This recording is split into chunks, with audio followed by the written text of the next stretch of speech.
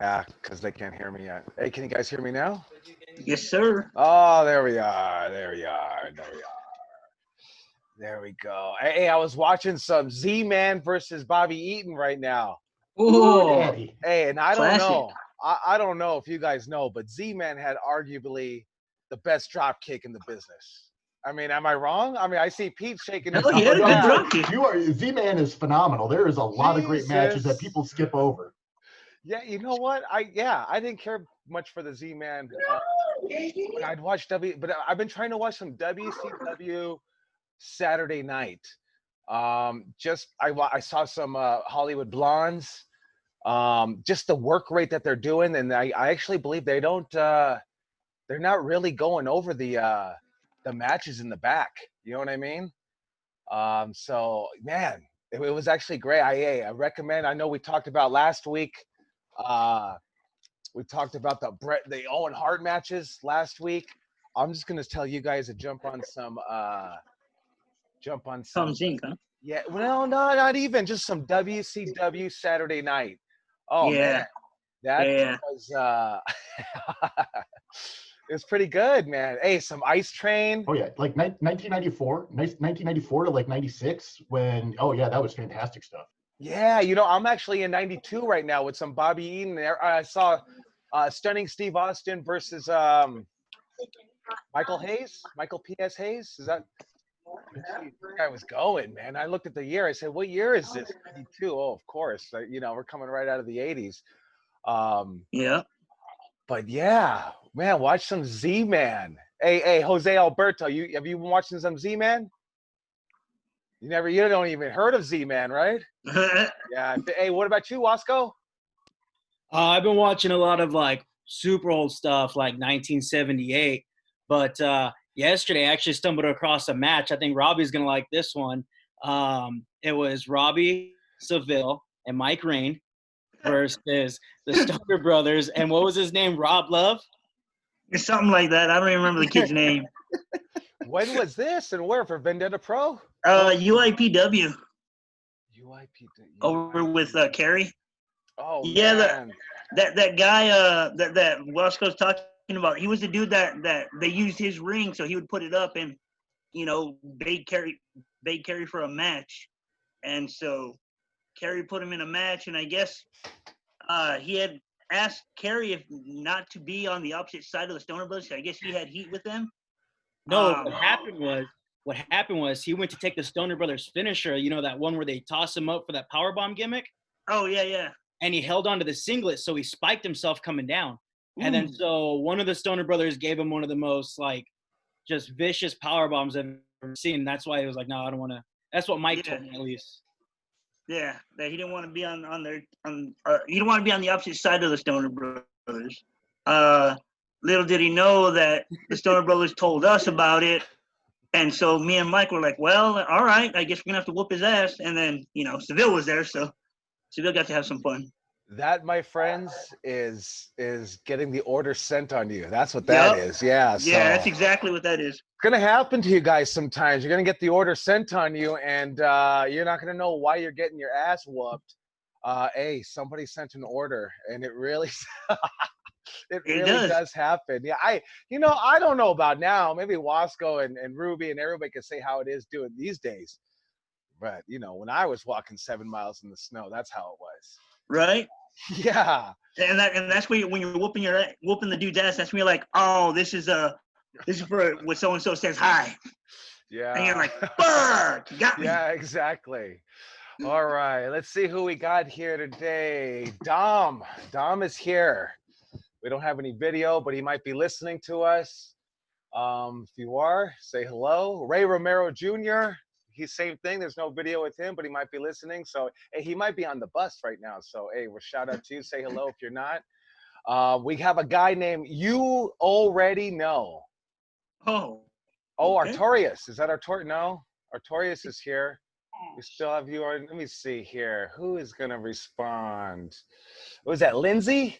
Yes, it is, How sir. are What you, up? Lindsay? Good seeing you. Doing well. Happy to see all y'all's faces. Good to see you. How's football season? Canceled, right? Yeah, it's canceled. Canceled till next year. Yeah. Oh, So geez, I know. it's horrible, right? You're trying to get ready and do something, and I don't know, something unthinkable, unimaginable happened, right? So I don't know. We'll come back to it. Just hey, are you staying in shape though? Oh, most definitely. My football training always prepares me like for wrestling and dance too. So, every day I'm doing something to get better as an athlete. Good, good. Because I know, man, we're gonna be blowing up when we come back to wrestling. Oh yeah. Let's see. Hey, yeah. Hey, Robbie, you've been staying in shape? Yeah, I've been trying. I mean, trying to do as much cardio as possible, and but hopefully I don't die when we first come back.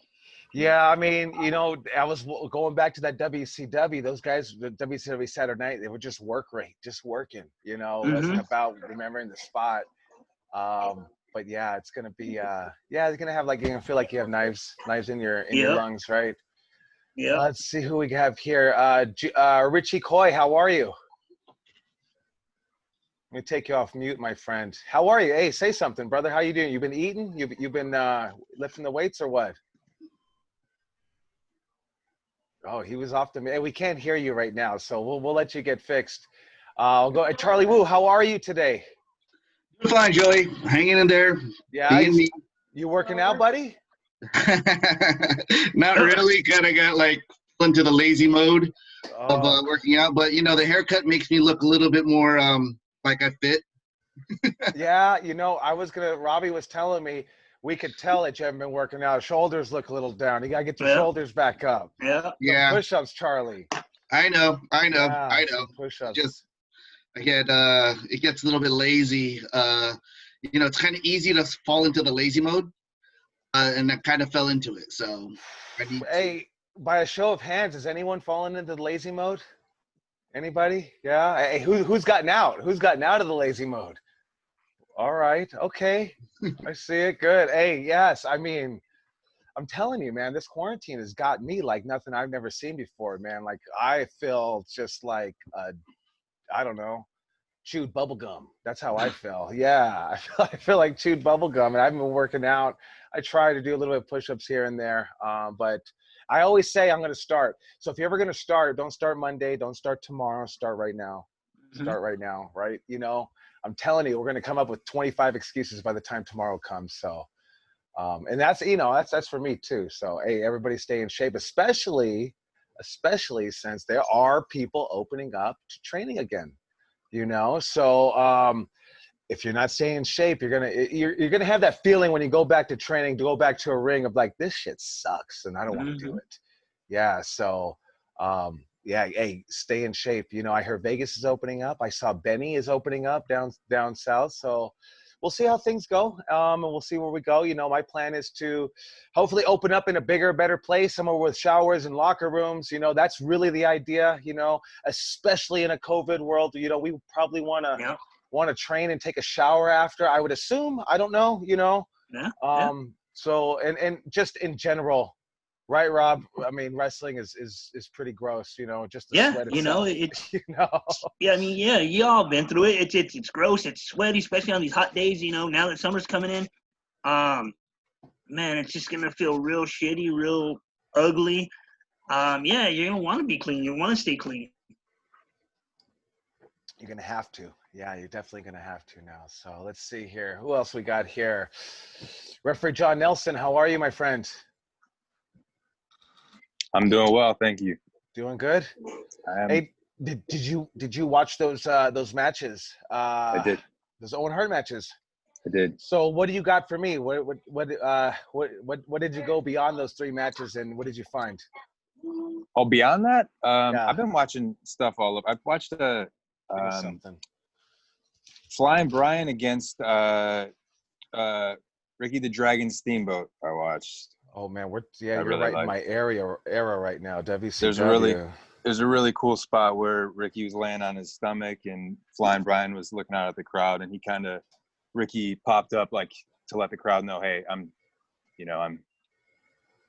playing him basically. I'm not actually, I'm reeling him in. So I just thought that was a cool spot. And then a lot of Tommy Young stuff. And I finished Jimmy Corderas' book. So I've been watching some of the matches he talks about in that book. So You know? Awesome. That's got to be good. I got to check that out. I didn't know Jimmy Corderas had a book, so Yeah. definitely want to search that out. We watched Mania 21 yesterday with in the referee class with Jeremy, and it was kind of cool to see. Eddie's like, yeah. Go ahead. Is that WrestleMania Goes to Hollywood? Yes, sir. Okay. All right. Yeah. All right. Staples Center. Yeah. No, that was a That's good right. one. Yeah. Dean Malenko was in Jimmy's ear telling him, hey, tell Eddie he's got to look more frustrated, and he talks about that in the book, and you can see him tell Jimmy Corderas, hey, shut the fuck up, I got this. But it plays into the match, so it's just kind of cool seeing that side and then rewatching the match with that story. So I totally was watching a Hollywood Blondes match versus Frankie Lancaster and Bart Starr, I think his name was. Hello? And you could just really tell how Flying Brian did not like Frankie Lancaster, and you could see him give the looks to Stunning Steve, and it just made it very interesting because what you're talking about is like hearing the background of everything, and kind of reading the background of what they were thinking, and I like to kind of just peel it apart and just try to think like, wow, Flying Brian really didn't like Frankie Lancaster, and then Frankie Lancaster does a monkey flip, and Brian Pillman, it looked like he broke his ankle totally. So that was probably a bad day for Frankie Lancaster in the back. But I like to pick it apart the same way you're seeing the story play out too. I like to pick it apart myself and would love to find the story behind it. But I can just see these glares in these eyes that they do. So it just seems very interesting to me. So good, so cool. I'll check those out. I got WrestleMania 22 and Pillman versus Steamboat. So definitely. Mondo, haven't seen you before, brother. How are you? I'm good, and you? I'm doing good, man. Hey, you staying in shape? Yeah, always. Don't give me that shit, man. Stop. Your shoulders. I've been working out. Okay, all right. Hey, I'll give you that lax. But Robbie was telling me you weren't working out, so I can only go off of what Robbie tells me. Hey, that's what this guy's telling me. Yeah. Oh, the first 2 weeks, yeah, I didn't work out. See, I always get you guys. I didn't have a gym. Hey, come on, push-ups. Get out of here. Robbie got you going on all these workouts on cards and using no weights. Don't give me that shit, man. That's an excuse, dude. Come on, stop. Hey, that's number one. Stop making excuses. Like 2 months ago. Yeah, but hey, once you make that excuse, it's easy to make the next excuse. It's easy to make the next excuse. Look at Ray Romero is pissed. He's yelling at you right now. Romero, how are you, brother? Yeah, he's pointing his finger. So I'm trying to get to everybody. See how everybody's. Yeah, he is. Flying. Not in shape. Try to give it about 20 minutes for introductions and stuff. Hey, you still driving the bus right now during COVID? Yeah. Yeah, I just drove it this morning like at 4 a.m. Man, I'm going to send you a Supreme mask because I put that Supreme mask on that they have from Lucha Mask, and that thing is just straight up covers you up, dude. I'm going to send you one because you're going to need that on the bus, brother. Yeah, they give us stuff like I'll take a Supreme. Yeah, there you go. He's trying to talk himself out of it, Robbie. All right. Let's see, who else do we have here? Alyssa Marino is here today. How are you? I see you eating. Everybody. What was the flavor of cereal today? Cinnamon Toast Crunch Churros cereal. Cinnamon That's Toast. Right. Sylvia actually yelled it in the background right now. Yeah, Cinnamon Toast Crunch. I guess you must have posted it today. All right, good. I got to check it out. I took it to a vote. Good. I assume you're staying busy, staying active, staying proactive with everything? Good. Always. Good. Got the reel up, got some traction. Yeah, I did see that reel. I'm going to try to share it on my, I think I shared it on the Santino brothers. I'll share it on my personal ones. But yeah, whenever you guys do a tag Santino brothers, I try to follow a list on Twitter to try to retweet anything you guys got going on. So if you got something, tag me and I'll know why. I'm retweeting a t-shirt or whatever. So just trying to help you guys out. How are you doing, Ruby? Ruby Rays, you doing good? Okay, good. Jenna, what's the flavor of cereal you got today? I'm eating pasta. Pasta, okay. Veggie pasta. Staying in shape, I assume? I am. Okay, good. Got to carb up because you're burning all those calories in cardio, right? Exactly. Good. Exactly. Good. Okay. Jay Douglas, my friend, how are you? I'm good. How are you? Teddy Bloom, I just want to give you a shout out, brother, because I did get your card and I didn't mention it. And from the bottom of my and Sylvia's heart, man, we really appreciate that. I think you might have sent it a little while ago, but we probably got it about a week and a half ago. We got it out of the mail. So really appreciate that, man. Thank you. Yeah. No worries. Yeah. Just thinking about you guys.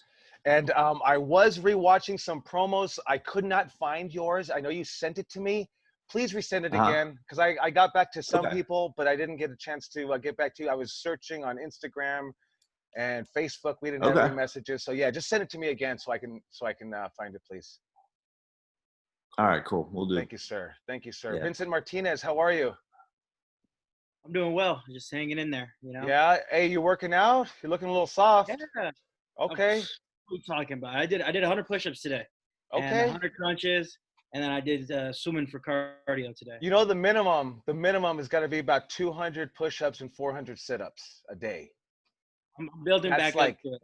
That's like bare minimum. Like you should probably be doing 2,000 abs a day. You know, I'm trying to build back into it because I was going soft for a long time. Yeah, just in a general basis, like 200 push-ups a day is nothing. And I'm not saying do it all at once. See, 25 here, 25 there. Before you know it, it's done, man. What is that, 8 sets of 25?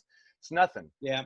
Yeah, so 200 is really nothing. So push it through, my friend. Yes, sir. Good to see you, man. I'll be calling upon you today. I think, did I get to everybody? I might have, but we might be running out of time on the introduction. So James McIntyre, how are you? I see you there. Pete, I see you there. Good seeing you guys. Let's see here. I think, and I see Jose.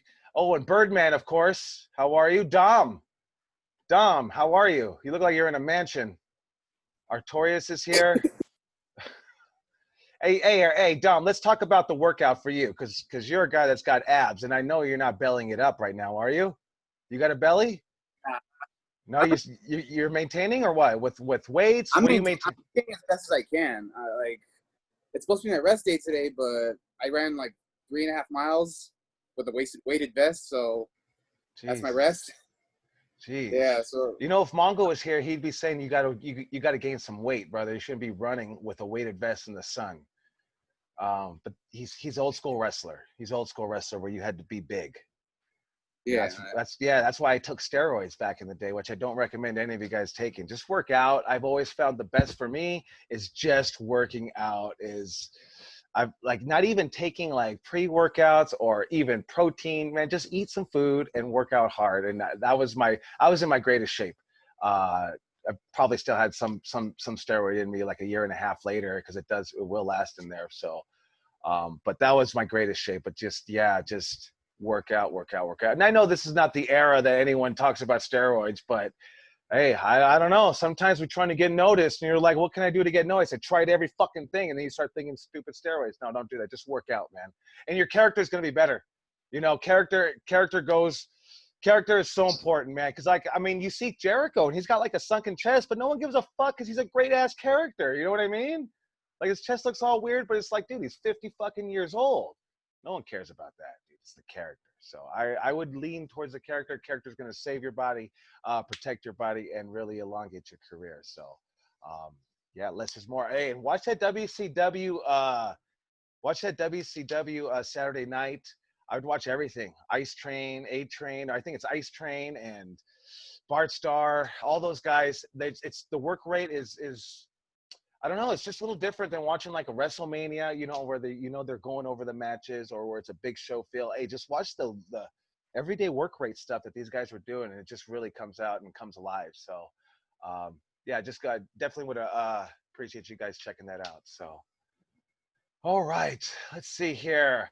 What we're gonna try to do is we're gonna try to finish up we've been on a topic. I know I missed Monday. It was Memorial Day. Hope you guys had a great Memorial Day. So we're going to go ahead and continue it with our topic, what are your goals? And I see some new faces here, and I know I haven't gotten to everybody. So I just right off the bat, let me go ahead and start with, I got Vinny Wasco right here in my top left corner. So let's start with Vinny Wasco. This is what I've been asking everybody. What are your goals in wrestling, right? When you started wrestling school, you had a certain goal. So now where you're at right now, May 2020, what are your goals right now? Short-term goals, and what is your long-term goal? Well, when I started, my goal was to get signed by WWE. Okay. And at the beginning of the year, my goal was to get a tryout. But obviously, with everything that was going on now, I don't know if that'll happen this year. Have you looked into it? I mean, I've seen some jobbers on there. Maybe they live in Florida. I don't know what the deal is, but if you just, I don't know. You gotta apply. Right, you gotta, even if you want to work anywhere, you gotta apply. Yeah. Whatever. I send my stuff in once a month. Gino was the one that told me to do that. Send it in once a month. Updated every time that I get a better match or whatever the case may be. You know what I mean? Like, because I think they ask for like 3 matches. Like, you can put like up to 3 matches. Mm-hmm. So every time I feel like I got a better match than the 3 that I have listed, I always try and send in something new, and maybe that'll be the one that gets noticed. Just stuff like that. What about a highlight video? I get it, man. Let me just tell you. You send in a highlight video, they're gonna say, "Fuck you, I want to see your work rate." You send in your work rate, they're gonna say, "Fuck you, I don't want to watch a 30-minute match. I want to see a highlight video." Like, you can't win. You already got to go in knowing that. So maybe prepare to have both. You know what I mean? Yeah, I started working on a new one because I made one last year, and then I started working on one before everything happened, and then I'm like halfway done, but I don't want to put one out right now. Everybody sees it, and then Right. out of sight, out of mind kind of deal. No, dude, brother, you're out of sight, out of mind right now. Put it out right now, and then you got to create more content in a month or 2 months or whenever you think the buzz for this highlight's going to die down. Make another highlight. You see Eli Everfly? I got part 1. I got part 2. Here's part 1 of me getting my ass whooped. Here's part 2 of me getting my. So he's got all these highlights, and just I think when you just attempt to try to use that editing software, you really become very creative, because you don't realize how simple it is. And I think they kind of sync shit in. Like, you can just have even some of the video itself sync into the music, stuff like that. So I would definitely not hold off, right? This, like, you holding off is like me saying, "Oh, I'm not ready, and I don't want to even attempt to knock on WWE's door." 12 years later, I try to attempt to knock on their door, and they tell me everything is wrong and terrible, and it breaks my heart, because fuck, I waited so long. I think I feel a little bit of that in you. Just fucking produce, get it out there. Hey, Right. And then when you run out of your highlight wrestling, then you're gonna have to produce promos and vignettes. You're gonna have to do little Razor Ramon vignettes, and I don't know, just maybe start doing little Darwin Finch type movie things like that. Man, you have to get creative, because that buzz is really what gets people's name. Like, so if you want to go to WWE, first, right off the bat, like, they want you to have a little buzz behind you already. You know what I mean? Obviously, they're going to take anybody, with any circumstance, but they already want you with a little bit of buzz behind you. And that buzz is right, social media, something that is going viral, right? Don't focus on trying to go viral. Just try to focus on putting out content that you enjoy. Number one, right? You gotta enjoy the content. Otherwise, it's just work. Right, because you see all these skits in wrestling, and let's try to do that, or try to do some of the new shit. Maybe you're the documentary type of guy, but that's not even new, but that's different for a wrestler to do. I think when Eli was doing a lot of those videos, and we're doing them right here at the shows at the dojo, and he's doing these videos, and people are very interested in Brody King versus Tyler Bateman, because he made this great ass fucking video. And he just made it very dramatic, and I thought it was an incredible one. I got a lot of feedback from guys from like NWA and CWFH and stuff like that, just from this little video that we're doing at the dojo show, So, man, and then the power of putting the music behind it. So I know I kind of went on a rant on that, but don't stop on trying to wait to release it, because even by the time you release it, all that footage is going to be old. Yeah. Get it out there, Mm-hmm. Right on. So what's on the track right now? What's the plan? Just to get back into wrestling. I mean, okay.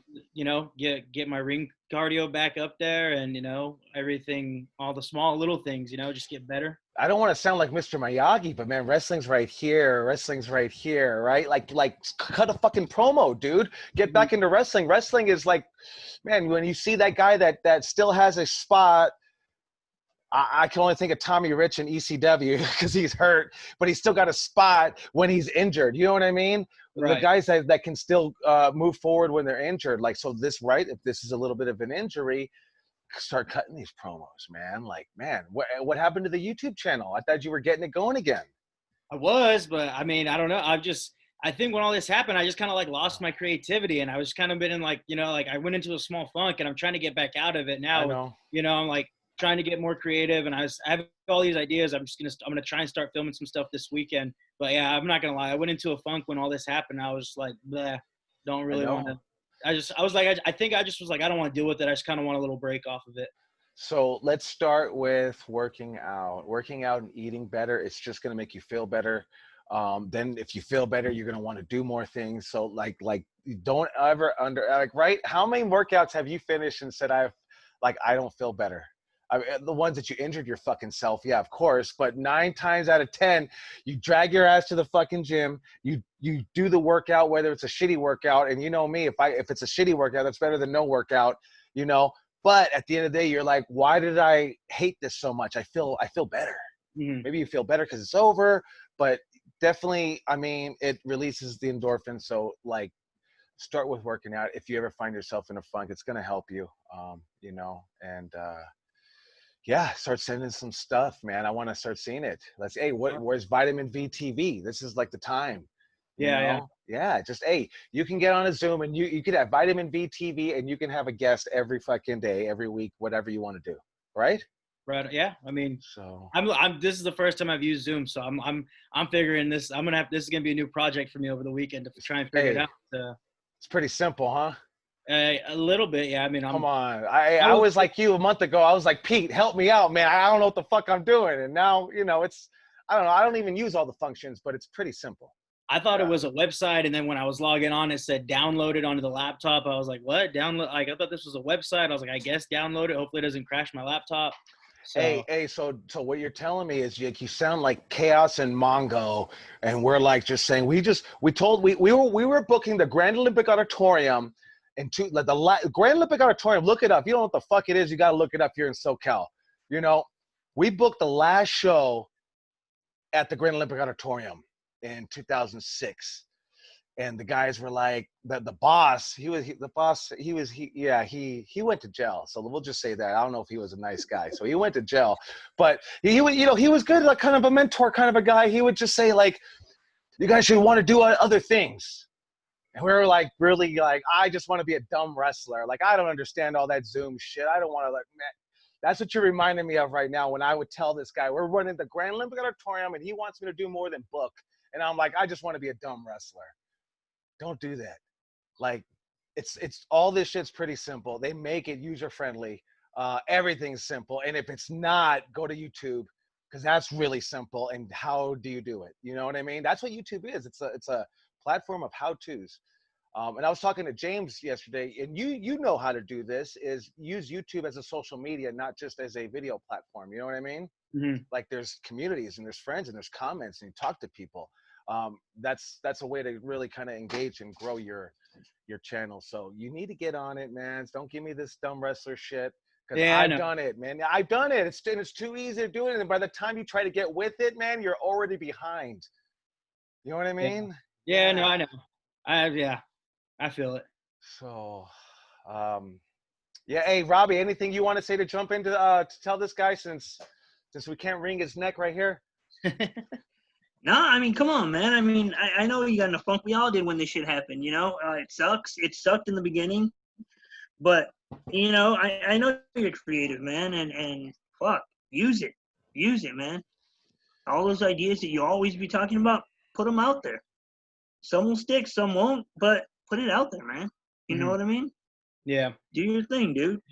Yeah, because like what I say is, like, you're gonna love this business, right? And we get bit by this fucking bug, man, and we can't get out. It's like that Carlito's Way. Try to get out and they pull me back in. That's how wrestling really is. Just pumps you with this fucking shit. Just you know what I mean? And you love it. And when you can't wrestle, you're gonna wish you did everything else to producing and anything else that you could do to learn to just still be part of it, right? You're looking at Dennis Stamp and be on the mat And he's like, I don't want to be one of those fucking old ass wrestlers just trying to get noticed. I want to give me a job. At least let me be the ref. You know what I mean? I don't want to just come and stand around.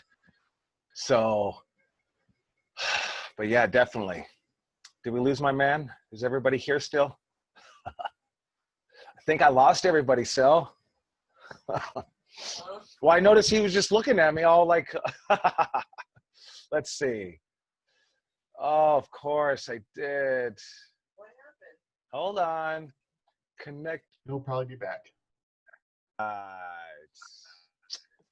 saw. What he's trying to say, Vinny, is no hace pendejo. All right. I guess my internet went out. Now, Rob, I've been teaching myself Spanish. I understand that now. That's important. Who else has been teaching themselves a different language? Nobody? Me. Just you, Vinny? I have. Looks like Alyssa has too. And Okay. Yeah, Alyssa has too. She has. All right. So we got James. What language, James?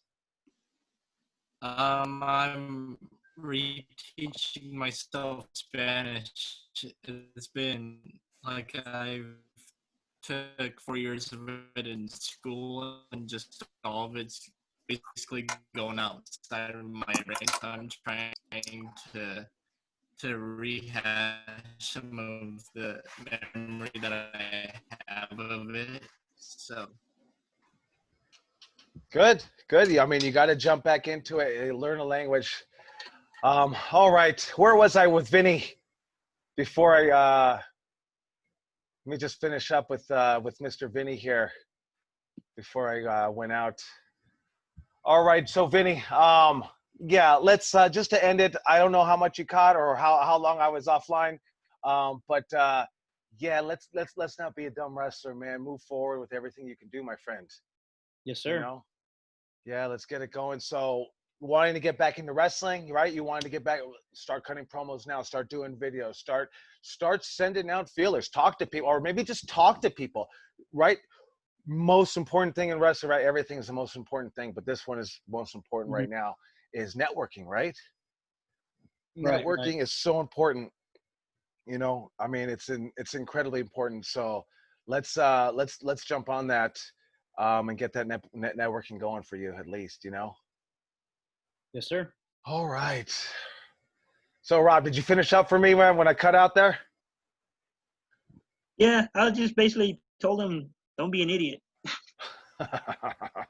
Yeah, I mean, hey, and we're saying that from the bottom of our hearts because that's what I did, you know, personally. That's like doing dumb shit, like just, man, dive right into it, like, right? Oh, Eli can do all the videos, man. We all can do them if we just really dive into it and try to do it. So, all right. I know it's been a few weeks. Who have I not got to on these goals? Just go ahead and speak up, and then me and Robbie. And then also, Ruby and Dom, feel free to jump in if you have any pointers to give them. Let me see. Hey, Jeremy, have I talked to you? Mr. Richie Coy? Can anyone hear him, or is that just me? No, we can't hear him. No. Yeah, we can't hear you, Mr. Richie Coy. So we'll come back to you. Hopefully you get that fixed. All right, let's see here. Who have I not gotten to? Jay Douglas, have we talked? I think we did, right? Yeah, we talked on Thursday. Okay, all right. We talked on Thursday. We'll definitely try to keep going and talking with everybody. Let me just try to get to everybody first, and we'll come back again. And then I've been taking calls on Wednesday, you know, on off times, just to talk to some of you guys for some people that can't make it at the 6 p.m. class here or the online session that we're doing. So, all right. You know, I see right off the bat a guy right here, Mondo. So Mondo, yep, I see you right there. What do you got? It's hot over there. Let's get this guy. No, I'm just ice cubing something, and We got toothache, huh? yeah, Yeah. it's killing me right now. Jesus. Toothache remedies. What do you got, Sil? He's pure peppermint. Yeah, pure peppermint oil that you can get at the grocery store will really help out. Is it a tooth or a gum infection? Tooth or gum? What is it? I'm not sure. It just hurts, but I'm trying to get it out like around this month. Yeah. Just all right. Well, we'll come on you. Hopefully, they'll take your mind off things. I've been asking everybody, what's your goal, man, in wrestling? Obviously, you know, I know your goal right now is to finish the class, you know, and wrestle a match. What are your long-term goals? What are your short-term goals right now? Short term to debut, at least this year or whenever we can. Well, And long. Do you have your gear? Yeah, I do. I've had it since last year in August, but I changed character because I was having like problems. I even told Robbie about my characters. Like I had a long list with him, but this time I'm for sure. I think I got it. So what did you come up with? And then Robbie, jump in on this too. All right. I've been talking to Lindsay and Romero for like the past months. I was thinking of like the half-blood prince. Like I'm half Guatemalan and half Salvadorian. So give me more, brother. Give me more. What do you got? I mean, this thing popped on me. Well, you're all right. We're gonna come Oh back. no, I got more. All right. Wait, give me more on your character, right? So you're half and half, but you got to tell me more.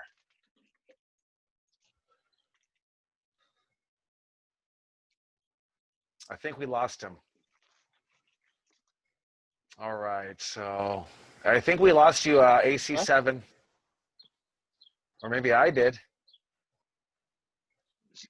So isn't this the one that when you did tell me, I told you it was almost the same thing as Ray Romero Jr.'s gimmick, where you were the prince, and it's kind of the same thing as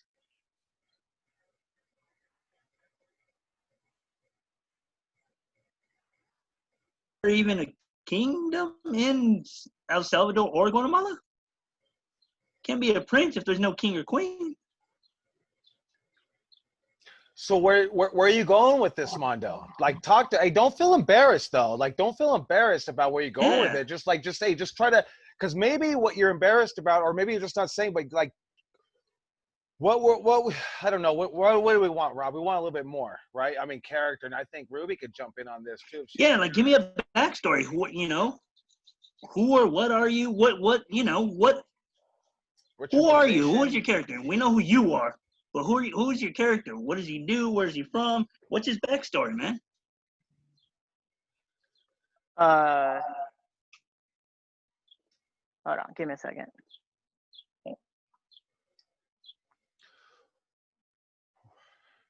Rob, what do you find that he's lacking? I mean, he just basically has an ethnicity, just right? The idea of a character. Yeah, but I mean, just coming up with a character. I mean, man, you could just be a former Guatemalan soldier who's pissed off at something. You know what I mean? But it's the character. What do you do? Who are you? What's your backstory? Why are you this way? Now, what made you this way? You know. What do you think, Robbie? Because like I'm on this WCW Saturday Night Kick. Like when I was watching that, man, like none of these guys like were just they were just guys, right? Z-Man might have had the most character, right? He was just Z-Man. Everyone else was, you know, Bart Starr, Frankie Lancaster. I mean, even the Hollywood Blondes. That's pretty was the extent of what they did. That was it. Like as far as their character. I mean, I think like what's your take on I guess really seeing the WCW like early 90s characters versus the WWE early 90s characters, right? You have Doink the Clown, you have Bastion Booger, right? You obviously got Shawn Michaels, probably Randy Savage. Right. So like as far as they're going for a character, I think maybe what they're having the hardest problem is like being a right, because like what would you say Randy Savage is? I guess just his voice is a character, his look is a character, the way his moving is like that. That's him, right? But then you go to WCW, and you got Bobby Eaton. What's Bobby Eaton's character, right? So where do we want to find them? somewhere probably in the middle. Like they don't have to be the boogeyman, obviously. But Yeah, you want to find that middle gap. You don't want to get too cartoony, but you also don't want to just be blah, whatever character you come up with, I mean, it just has to have a story to it, and that's the fun part of creating a character is having that backstory. It's a whole different backstory to you, or maybe it is a piece of your story, your real life story, but you get to get creative with it. That's the fun part of coming up with some kind of character, and doesn't always have to be outlandish character. You got to give it a little thought. So like I had blonde hair. It was the Rock Superstar Chaos. And it was based off a guy who wanted to really do a pose off more than he wanted to wrestle. And then kind of what I turned it into was like a dumb heel of sorts. But just really the meat and potatoes and basis behind it obviously was a song, The Rock Superstar by Cypress Hill. And then the pointers that I was given was the guy wants to, he wants to have a pose off. He wants to flex and admire, like he's a narcissist, like but I guess it was a different narcissist, right? And this was I didn't become Lex Luger, I became my character, and then so I became very cocky, but I also wanted to be Biff from Back to the Future, kind of heelish, like fucking very scary and hard, but fucking pretty dumb, and you know what I mean. He's got to get his comeuppance on, right? But the company really just wanted to make me really, really, really cool, but I always like to kind of add that in there. So fast forward, if I was the Voodoo Chaos, voodoo guy, like I wasn't dead. I was hypnotized by like some voodoo spell, and I halfway understood or quarter understood wrestling, but for the most part didn't. It was just kind of like beating a guy up. In my head, Voodoo Chaos wouldn't do an arm wringer, wouldn't put it on a proper headlock. He would have a front face lock. So I thought about like what moves would my character do, per se. But as far as anything else like that, I just had that backstory of I really love zombies and how can I bring it to wrestling? Well, without being, I mean, it's corny as fuck, but how can I make it less corny? Well, it's a voodoo spell. I don't know, maybe more people than not can believe that better than a fucking zombie for real, right? So, okay, so it's a voodoo spell. And that was the basis of that character. I just really like zombies, wanted to do that. But that was my motivation behind it. So Mondo, when we're talking to you, like you just have to find your motivation, just really a couple of pointers to start it. And you really don't ever find your final form until a little bit down the line. Everybody's different. Some people take a year, some people take 5 years, some people are 15. Everybody's different to kind of really, really feel comfortable in their final form. And you might not have your final form until you're like calling it in the ring, like you're stunning Steve Austin. You know what I mean? Then you're really comfortable, and it's just like I'm just showing up. And I remember Human Tornado would he would always be cool about his spots, and I'll be straight up with you. I'd be fucking nervous, like I'm gonna forget my spots. I'm gonna forget these fucking spots. I'm gonna forget these spots. And I look at Tornado, and he'd be like, "I'm cool. I got my shit." And he would just be cool as a cucumber because all he did, like not all he did, but he really went out there and focused on Human Tornado, the character. And then so anything that he did was a spot or was very. I'm not saying that he really thought about it, but he knew his character so detailed that he didn't even bother about like he was so comfortable. He didn't care about the spots. And I'm not saying he didn't care. He had great spots and great moves. I mean, you see a spot he did with Ruckus in CZW. I think it's one of my all-time favorites. And he starts dancing, and they actually play the music. But just thinking about you only need a couple. I mean, obviously everybody's different, but you only need a couple of bullet points to follow. At least when I do my character. I don't know, maybe Ruby does it a little bit different. Maybe she could jump in on there and just what do you do, Ruby, for your character, or when you're giving character tips when you're producing wrestling? I'm kind of like you, where I have the two different characters because I do have the Ruby Rays, the equal opportunity ass kicker. But for the longest time, I haven't done it recently, but for the longest time I was also doing basically Freddy Krueger, Michael Myers, Hannibal Lecter and all these people and all these characters was essentially me, the daughter of these serial killers, slashers. And like you were saying, that those characters operated under a different set of rules than Ruby Ray's did. For me, like we were talking about yesterday, Joey, I like to see, like, it's kind of like you say, who are you? What the biggest one is, what motivates you to fight? Why are you fighting? So the way I do it, I draw from my life and infuse that into my character. Obviously different with the horror characters, but the big one is like, why are you fighting? Why are you in the ring? You know, why are you there? What would your character do in this scenario? Someone like, I had this discussion recently, Tyler Bateman, he's very defiant when he wrestles. You know, he's definitely not one to just lay there and let you put your hands on them. He slaps them away. He defends himself at all given points. And I think it's just a lot of be who you are, whoever you want to be in wrestling. Try to go out and just take time to be that person in life. I don't know if that makes sense. I think that totally makes sense, Ruby. You know, and I think that's what makes what I've said this since I was a little kid, like teenager in wrestling. Like, that's what I love about wrestling is you can go either way. You can be yourself, you can draw from yourself and make that a character, or you can be anybody you want to be, you know. But just like she said, Mondo, you got to have that motivation. What, you know, and your motivation could be, I want to win the belt. Okay, so what's behind, you know, what's behind the you know, winning the belt? You know, you could talk about graduating school, you know, you could talk about what you are going through, or you write, I'm fucking Peter Parker, man, and this is my story and this is my character, because that's what makes wrestling so incredibly interesting and fun. You know, like, we take the Undertaker 100% seriously. Like, you know what I mean? He's an Undertaker. He's the half dead guy, you know? It's really like going back to that Brock Lesnar headlock, how serious you want to make your character. And, you know, whatever you think might be corny, a lot of the times it works, you know? Like, I'm telling you, if I came up with the Orange Cassidy character, like, I couldn't pull it off. I would probably, as soon as somebody said that shit sounds stupid, I'd probably like say, okay, it sounds stupid, and not do it. But I'm telling you, those crazy fucking ideas are the ones, man.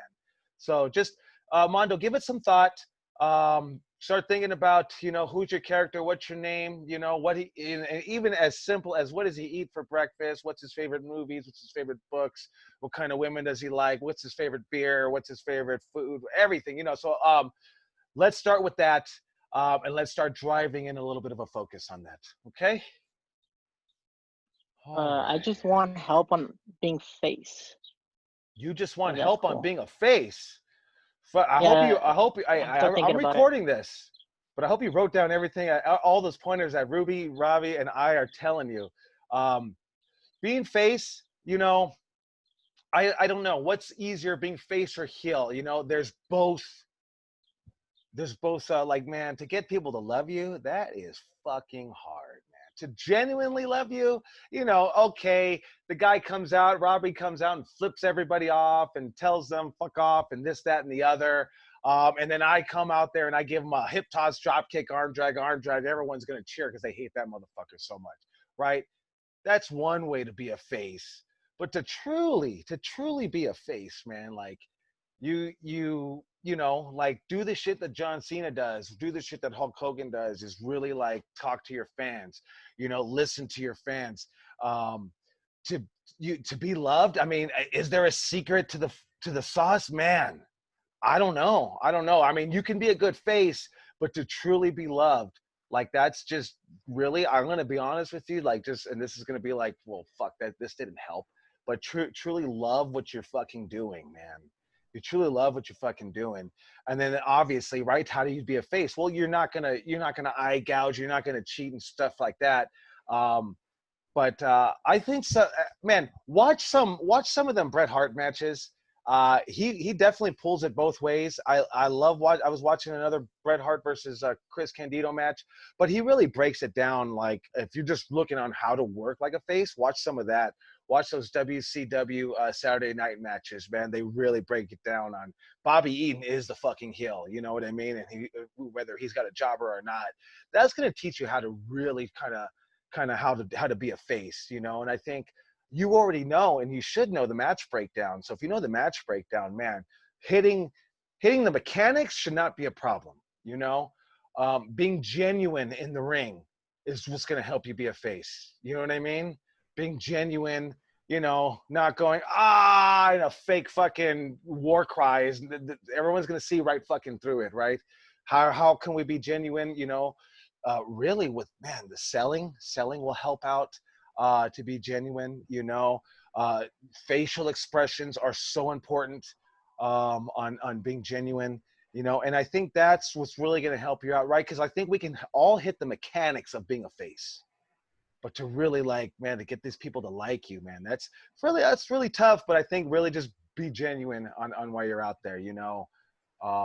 And do you mind if I answer that? yeah, no, please do. It's really easy to say that you want to be a face, but in my opinion, I think it's really hard to be a face, because if you're going to be that, you need to be that like 24/7. And it's kind of like Joey was saying, it's not just when you're in the ring, but it's definitely when you're in the ring. It's when you're out of the ring. It's when you're standing at the merch table. It's when you're talking to people on social media, when you see people around the show. Like, you have to be that face 24/7.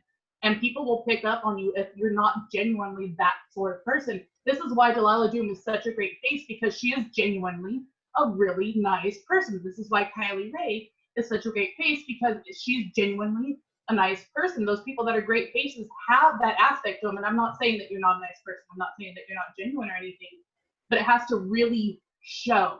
And it has to show in a way that others can pick up on. That's a great way to explain it, and I agree with Ruby 100%. And how do you do that, right? You just like she said, be genuine in real life. And then honestly, it's gonna take like repetitions in the ring, right? You have to get comfortable. You have to be able to hit all your spots and your moves. And if you're lacking on hitting your spots and moves, or if you're not even comfortable, then man, really trying to play that face is gonna be tough. But definitely take those tips, and I definitely would write them down. And then if you haven't, we did that match breakdown, and it should be online. I don't know if it's online yet. I know it's uploaded, but check that out. And then, you know, an easy way to be a heel, and Rob, this is an easy way to be a heel. Be loved first. If you want to be a great heel, learn to be loved first, and man, you could be the greatest heel of all time, right? That's why everybody wants to see John Cena turn heel, or when Hulk Hogan turned heel was a huge deal, right? And then even when he was heel, they made him face with that Rock match, right? Because they knew they felt he was genuine. You know, they all felt the nostalgia when they seen the Rock punching Hulk, and they were like, "That's my childhood hero. I don't like to see that," and it really came out. And that I think it was WrestleMania 17. But yeah, that's like, if you want to be a great heel, like become a great face that they love you. Then you turn on somebody, forget it. They're going to hate you for the rest of their life. You know, so you'll be a great heel. But I hope that helped you out, Mondo. Let's see here. Hey, Will Artorius, are you there? Mr. Will? Yes, sir. Can you hear me? Yes, we can hear you. All right. I got the scoop in the chat room that you were here last week and we didn't get to you, so. All right, so I'll ask you the same thing that I've been asking everybody, you know, and obviously I do know you're looking to debut. That's where we have you at. You know, I was talking to Ruby about who were the people that were on the verge of debuting, and your name was in that list. So we definitely know that. So what is your goal now that we know that? What is your goal, I guess even short-term and long-term? I've got a lot of short-term, mid-term, and long-term goals, but the biggest one is that I would one day like to end up in WWE. Okay. But the ultimate goal is something that's a lot less tangible, I guess, in terms of, you know, how I would know if I've attained it, because every time I think about goals, I just think I'd like to be at least respected by other wrestlers and people who enjoy the sport. I just want to be seen as a good steward of the industry. I want to be good at this. That's basically my ultimate goal. Well, I mean, to be respected in the industry, and I get it, right? It starts at a small level, starts with your classmates, starts with your trainers, then it goes on to the locker room, so on and so forth. If you just this one's simple, man. If you just really love what you do, we see that, right? And who's we? The rest of the wrestling community. We see when you love it, and I totally, a lot of the times, will see somebody and I will go, I can tell this motherfucker loves the fucking business. And when I see that, and maybe I'm wrong, I don't know, but when I see that shit really touches my heart because I've dedicated my life to pro wrestling, everything. I don't have kids. You guys are my kids. I don't have kids because of pro wrestling, because I didn't want to be reading those books and I didn't want to be a father like that, and time passes me by, But I sacrifice everything for wrestling. When I see that in people, when I can really tell, I don't know, how can I tell you what I can tell? But it's the same thing Ruby and Robbie can see, when somebody really genuinely loves this business, and it's not fake, man, you'll earn all the respect in the world, 100%. You'll earn jobs when you see that, and how do you do that is by loving what you do. So I think that's really simple, right? I mean, no, I don't think anybody really takes a year in training, coming 3 days a week, driving from San Diego up here to Los Angeles, and doesn't love it. You know what I mean? So I think you're already on the road to that. I think that you're already going to get there. You said your other goal was WWE, So what I want you to start doing is to start holding yourself accountable, and this is for everybody and everybody's goal, right? So when you say, I want to be WWE, I want to be Hall of Famer, I want to do this, I want to do that, you have to now apply yourself every day. And that doesn't mean apply to WWE every day. No, apply to be a student of the game and to learn professional wrestling. How many promos did you cut today? You know what I mean? How many matches did you watch today? Did you read any wrestling literature, any books or anything? I mean, and the books are entertaining. Did you listen to any podcast? Because there's such a plethora of information all over the internet, and so always holding yourself accountable. I didn't do anything for wrestling today. Well, you got this fucking goal that you told me about, that I want to go to the WWE, where 5% of the wrestling world goes, or I don't know what the percentages are, but it's pretty low, So I want you to hold yourself accountable for, because that's the stuff that I would do if we were in actual class. So when you're dogging out, and I'm not saying that you've ever dogged out, you've been hurt, is what I've always seen on you, so if I ever see any of the students dogging out, I always go back and say, what's your fucking goal? And you told me you want to go to WWE, but you're fucking dogging out the run. You told me you want to go to WWE and you can't, and you're not cutting your promos today. You didn't watch your match. You listened to the podcast. You didn't read a book. You didn't learn even just business marketing for your brand or for yourself. You know what I mean? So I want you to hold yourself accountable every day. And I'll give you a list. Of everything I just said too, on how you are going to obtain these goals to get to WWE, and I'm telling you, everybody's different, man. Sometimes you get the call and that's it, and it's ready to rock. And sometimes, you're Kevin Owens wrestling for 15 years on the fucking indies, and then you finally get a shot, Everybody's fucking different. So we never get anything into your head that you go like, man, a guy started 2 years less than me, or 2 years later, and he has already signed WWE. That fucking doesn't concern you. It's like when Mongo always tells me, and I go, man, that show drew great. And he goes, what the fuck does that got to do with how many tickets you're selling to your show? And I'm like, nothing. Let me get back to work. You know what I mean? So I want you to hold yourself accountable for that, because it is, man, it's a tough goal. It's slim to none goal, but the dream is fucking real. Will, the dream is real. So I want you to hold yourself accountable. I want you to start getting some size. I don't think anyone's ever looked at somebody and says, oh, I'm going to dock you because of your size. They dock them because they're smaller, and then you got to be special. So start getting some size. And then I always say, man, that just puts the armor on your body, because wrestling is rough. rough, and it's going to destroy your body. So if you're working out and getting a little bit bigger, putting more meat on the bone, that's going to help you out. Promos, character, and even and it's just throwing stuff to the wall. I want you to be wrong. I want you to fail. I want you to get your character wrong, but I want you to also now get back up, right? And fix it. Get back up again and fix it. Get back up and keep fixing it. So, right? The failure is all just the learning blocks to going to be to your success. But you got to hold yourself accountable to it, you know? And I think the more you're into wrestling, watching it, the more you can do. Hey, whatever you're doing now, do more. Do more. Do a little bit more. Change it up too, you know? Whatever you like watching, watch the wrestling you actually don't like to watch. And I guarantee you're probably going to be like, I get it now. I get what this is about, you know? So I think that's going to help you out. But we have Ruby here. We have Robbie here, and we even have Alyssa here. So if you guys want to tune in and help my friend Will out on giving him some tips on what would he need to do to get signed to the big show, you know what I mean? What are some of the pointers that you have in mind? And you know, it's stuff that you try to use and see if it works, right? And sometimes it does, and you're throwing it to the wall. You guys got anything? Robbie? Go ahead, Alyssa. I think just the importance of the promo, I think, is really, it's so much. It's like, unless you're coming from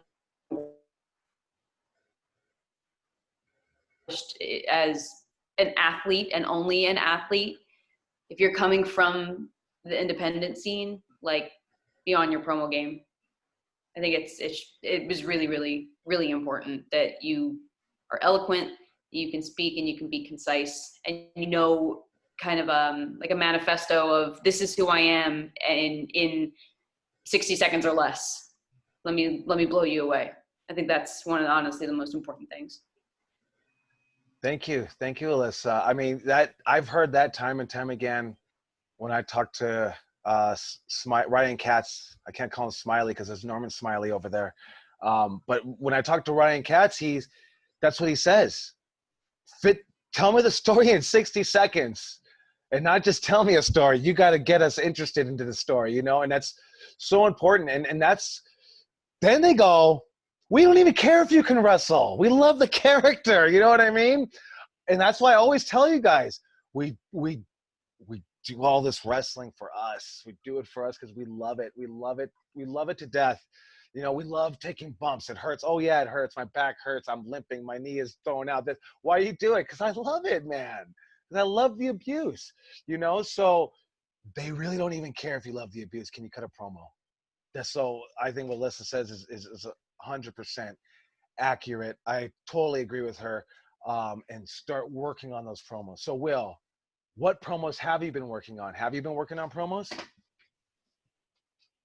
I've actually got a lot written down right now. Unfortunately, I've tried to get some modifications done to my armor, and the person I have hired to do so is a little hesitant to have me come over for a fitting, given that COVID is going on. But I spoke with her yesterday, and I'm going to be finishing up with that next week. And then I've got a couple of places like Running Canyon and places like that I'm planning on going to shoot some vignettes and some promos. And don't think that you got to have full gear. I mean, I watched Tim Banks's promo the other day, and I gave him full on shit. He called himself the Dennis Rodman. I said, you don't even look like you're the Dennis Rodman. I gave him full shit about it.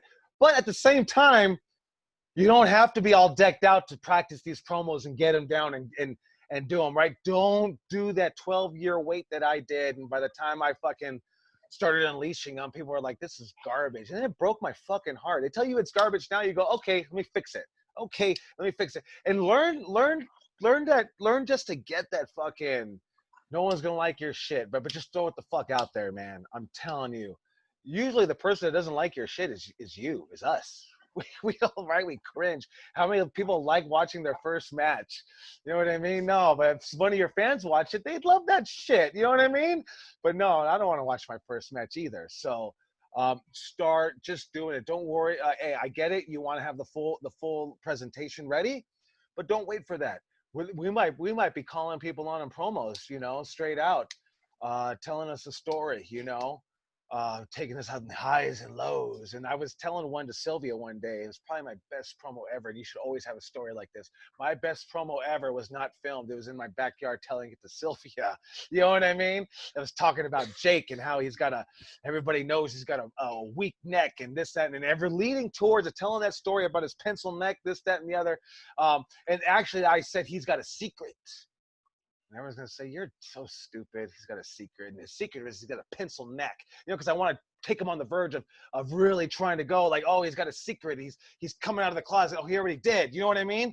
But I would try to be very intricate and I always notice that Boogie does that on his promos. He goes up to the person and says, what do you do? What do you like to do? And he asks you a question and then he goes and uses it against you, But yeah, don't feel like you got to be ready to hit these promos, man. Start practicing them now. Are you already practicing them? Like, are you filming yourself?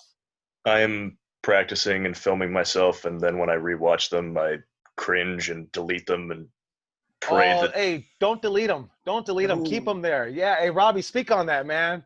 Yeah, don't delete them and put them out there. Because I mean, again, that's where you're gonna get your feedback and your critiques. Joey or I might say, "Dude, that was dog shit. What the fuck are you doing?" And then Ruby or someone else might be like, "Hey, that was pretty good, dude. Like, keep on that shit." You're always gonna get critiques from both sides of that coin. Some are gonna like it, some aren't. Just like Joey said, not everyone's gonna like your stuff. But put it out there. Don't delete it, man. Put it out there. Yeah, hey, and plus you said you want to be in WWE, man. They love doing those retro videos where they're showing some old footage of your shit. Man, yeah, keep it. And then, but not only for that, but keep it so you can compare it and see your progress. I think that's so important, is to see your progress, right? When you finally nail that promo, and you should be able to nail, right? You should be able to nail any promo, because the promo shouldn't be practiced. You should know your character, and then what would your character say? It just starts coming out. You don't have to practice anything. Right? I got my bullet points, right? When, where, who. I got my bullet points, but I could say anything because it's my character. I can say, make like a tree and get out of here. That's what I used to say. You know what I mean? Because I wanted to be Biff. I don't know why. I didn't want to be Marty McFly. I wanted to be Biff. But yeah, hey, Will, please get on those, film them, keep them. Hey, you should be sending them to me and Robbie and Ruby and everybody so we can critique them. I got a couple of guys sending, and Hyde, I'm talking to you. You didn't send me your video. Send it back to me, man. Please. Yeah, your promo. I'm coming after you now. Yeah. Joey, if I can add to that real quick. Please do. Like, Will, maybe if in like one of those videos you deleted, you might have said like a killer line that you didn't like, but somebody else might have liked it. Like, for example, Robbie hates when I say it, but I always use, don't try to get by, you're going to get dealt with and trapped, Like, I can't tell you how many people are like, that's the dumbest thing I've ever heard, but it makes people laugh, and it goes with my character, and it's just like, all right, well, he said it, and it's kind of stupid, but it's kind of funny. It's memorable, I think that's so important, right? I think, coming up with those promos like that are very memorable. And at the very least, you want to be, you want to be remembered. At the end of the day, that's what we're trying to do, is make moments and leave memories. And I think that, right, because that's why all of our crazy asses decided, let's get into wrestling, right? Because someone left a moment and a memory in our brain, and we just couldn't shake it. We had to try to do it, So, and that's how deep it is, right? And you're gonna do it, so. Let's practice, and then I probably want to call on you and just let's probably start hitting some promos, right? Because it's a lot of it is just, you got to do it over and over and over and over until you're incredibly comfortable, until you can't get it wrong, even when you mess up. I always love watching Kevin Owens. I don't, me personally, I don't like the t-shirt and shorts, but man, his promos are, oh my God, they're incredible. I always see that one where he's fighting. Oh, who's that guy that used to do the go to sleep, Rob? The original guy. Kenta, yes. When he wrestled Kenta, oh my gosh. And he messed up his line, and he said, you got me so frazzled, I sound like Kenta right now. And oh my God, the whole crowd just ate Kenta up, and Kenta's standing there like, I don't even have a mic to defend myself, dude. Oh, but yeah, Kevin Owens is money on them promos. And how does he become money? He's fucking comfortable with him. It's like when he was in WWE, when he went to wrestling, and independent, whatever the first Montreal independent, place he wrestled, that was not the first time he cut a promo. He's probably been cutting them forever, so I want to start seeing some promo. You got a promo for me now, Will? Is he still there? Right, you're a little nervous, huh?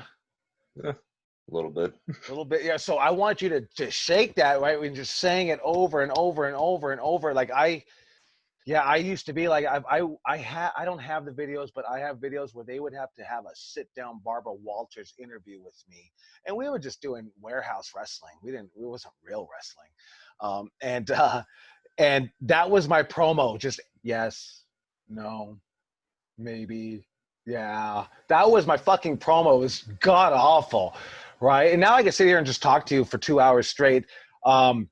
Just got to get comfortable with it, So, hey, next time we hit you with, hey, hit me with a promo, man. You should hit me with a fucking promo to where everybody is, right? It's kind of a roasting, right? I mean, I don't know. What's your guys' take on that? Is a promo a roasting? I don't know. Is that what the fans love today? Is more of the roast on it, Rob? In my experience, I felt that that's what they get the kick out of. It's more of a roast than selling yourself. Find what works. Yeah. Find what works. Like, right, and that goes back to throwing everything to the fucking wall and seeing what sticks, because it's not all going to stick, and it's not all going to be a great idea. Your greatest idea, right? The only reason I got onto MTV was because they tried to sell a poker show to MTV, and they went and pitched the poker show, and it was the drizzling shits, and they were like, what else you got? Well, we got this wrestling, and they bought it. They bought the wrestling. So like so important to throw everything to the wall and see what sticks, because your best shit probably ain't gonna stick, and it's that shit that you've been deleting is probably really good stuff. And like you send it to me or Robbie or anybody, and we could fix it, tweak it, and help you out with it. But just try to get comfortable with your character. Where are you going with it? You kind of want to be like and I don't know where these Viking Raiders are. Where their character. I seen them in a car, so it kind of threw me off. But I guess they're in a car, of course. They're in wrestling, But I'm still in that old '80s kind of bullshit. Like, oh, he's a really Viking, You know what I mean? But where's your character going, Artorias? Is that what you're looking for? Some kind of medieval thing like that? Years of reading books on history and mythology, mostly like Western cultures and stuff like that, have sort of influenced the character, like the Greek and Roman. But there's, Odin was always kind of like my favorite story, because you read those things for the stories. And the thing about Odin is that he would travel around seeking knowledge rather than power. And through seeking knowledge, he would become more powerful. And so I kind of like the idea of, because I'm not from Southern California, I like the idea, because it's kind of how my life actually played out, that I'm coming to Santino Brothers to learn and to become greater than I was before. And Artorias is doing the same thing, just with, more of a medieval bent to it. So our biggest obstacle is going to be to really translate that in a wrestling match, right? Let's take out promos, right? We're talking huge on promos, but a lot of the times you're a new guy, you're not going to get a fucking promo, we got to figure out how to translate that in the wrestling ring. You got to be able to have it both ways. I'm able to translate it on a promo, and I can also translate with my body language. You know what I mean? And obviously we need to be able to do reps like that. So, let's see how this summer comes. Maybe we'll be able to open up sooner than later, and we can all get back in that ring and get things going. So, but yeah, because I know that, I see the dedication in you, but I see there's a little rocky on translating the actual character that you want to portray. And I think a lot of it is you're just very quiet. So we're going to have to figure out how to open you up a little bit. I know the character might be quiet, but we still have to figure out something to make a little noise, whether we're actually making noise or maybe we're making visual noise, So we'll look at that. Anything you want to add to that, Robbie?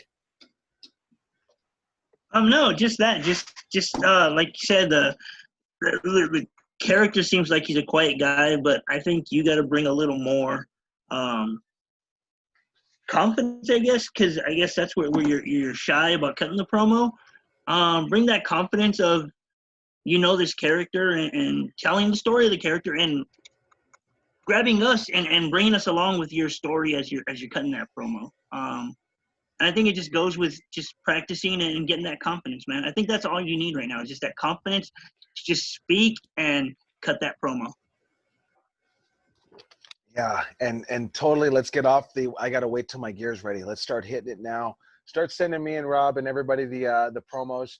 The more you send it to everybody, then the less to be nervous about. And if you want to be that wrestler, man, you got to get that nervousness out of you. You got we got to be able to say, hey, Will, go out there and kill 5 minutes. Robbie's late. He's still putting his boots on. And go out there with a mic. And I've seen it done time and time again. Guys go out there and they just have the gift of gab. I was never one of those guys. I always wanted to be, but be one of those guys. All right, Will? Yes, sir. All right. Good talking to you, my friend. All right. Let's go to, I see Tim Banks. Oh, speak on it.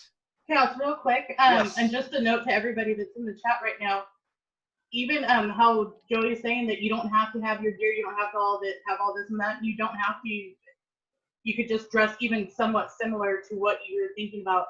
But when you're doing these things, I would say for now, especially if you're just starting out, don't be wrapped up in all that. Be wrapped up in actually cutting the promo. Don't get wrapped up in your environment or what you're wearing. Get wrapped up in what you're saying and who you are and what you're trying to bring across to people and what you want them to pick up on. And also a side note real quick, to bounce off of what Alyssa was saying about having that 60 seconds. I was fortunate to talk to Eric Bischoff and have do a seminar with him. And in his seminar, he said 15 seconds they're listening, 30 seconds they're listening, 45 seconds they already drifted off, 1 minute you've lost. So the more concise that you could make your message, I think is always the better. And if you go back and you watch a lot of the WWE pre-debut promos, like Razor Ramon, Outback Jack, and all these, they were able to convey their character and who they were definitely in less than a minute. So I think it's about, and especially with the way people's attention spans are nowadays, it's about being concise and being able to say what you can say and showing who you are in a short time span. Great points, Ruby. That's totally. I hope you're. If you're not writing it down, we'll definitely post this video. But yeah, those are incredible points that Ruby breaks it down. I always feel that Ruby breaks it down so much better than me. I have to ramble to try to get to it. But thank you, Ruby. I appreciate it. All right. Is Mr. Tim Banks still here? Hey, can you guys hear me? All right. Yes, I can hear you. Can everyone else hear him? Yep. We see the thumbs up. Nice shirt, dude. If it had a little gold on it, I would say that's kind of like rockish. Yeah. Little flourish. So same thing I'm asking everybody else, right? We're March. I think you started in June last year. Is that when you started, June? Yeah, June. Okay, so we're about 3 to 4 months off from finishing the actual curriculum, right? So 3 to 4 months off. So I know your goal is right to finish the curriculum. So what's your goal once you finish the curriculum, and short term, and what's your long term goal? My short-term goals. I like to finish the curriculum. I like to be working on the weekends, and I like to still train at Santino Brothers after I graduate. I like to be one of those guys that comes back, at least 1 or 2 days a week just to stay up and stay in shape. Hey, this goes out there, man. Floyd Mayweather, what is he? 51-0, 50-0, right? Right, 50-0. He don't go 48-0 and go like, man, I ain't got to train. Right, he's got to keep that consistent training every day, and that he wants to be champion. You know what I mean? So there is never we finish training. We always keep going. So what you're saying I'm going to do, man, that should be a given. 3 days a week training, right? Obviously not, maybe 2 days a week, but always never get that in your head that I finish my training, right? If you go play football, those guys have to practice every fucking day until the football season starts, right? So same thing with wrestling. But we have that mentality that sometimes gets into our head. And even with me, like once you learn how to do it, you stop training at it. And I think, man, that's when it starts getting rough. You start getting injured, stuff like that. So always in your head, I'm always going to come back. And that's for everybody, always. Not Santino Brothers, but always going to stay on top of my training. 100%. Always getting in the ring, taking the bumps, never getting rusty, because it's so important. All right. I'm sorry. I cut in a rant on that. Finish up, my friend. No. I just wanted to say, like, I'm pretty much living my goal. Every day I was coming in, I was living my goal. I've kind of taken this as a one day at a time thing. I'm loving every minute of it. My goal is just to be as good as I possibly can be.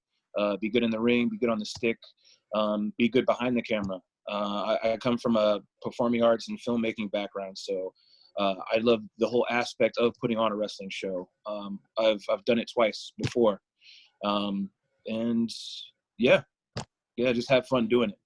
Did you reshoot that promo? And you sent me another one, didn't you? I sent you another one last night. Yeah.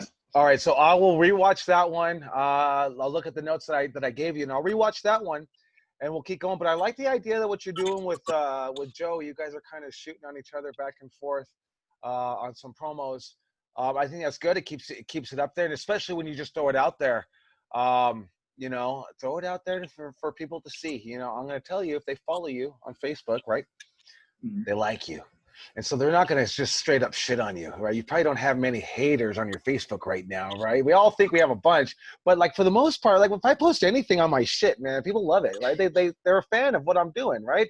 So always feel free to post it, because then even when these fans, right, even if they shit on it, and I know I tell you guys this all the time, even if they shit on it, man, all right, get pissed, go tell them to fuck off, whatever, this, that, and the other, and then stop and now rethink about what the fuck they said.